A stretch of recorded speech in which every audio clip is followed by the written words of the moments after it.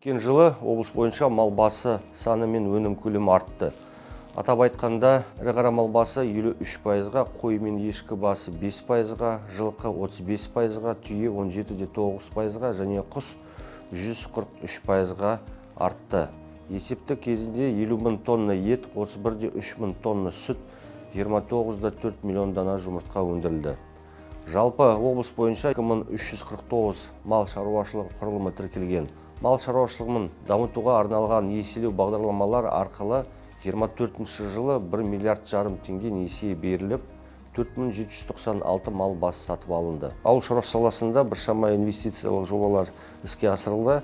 Айтап айтсақ, мысалы, Индер ауданындағы мал бордақылау алаңы және мал сою пункттері, сонымен бірге Қызылқоға ауданында сүт өндіретін, тәулігіне 1 тонна сүт өндіретін зауыт ашылды. Облысымыздың азық-түлік қауіпсіздігін қамтамасыз ету мақсатында ашылған жобалар. Ол жұмысты биылғы жылда біздер іске асырамыз. Ол бойынша нақты жұмыс жоспарларымыз бар.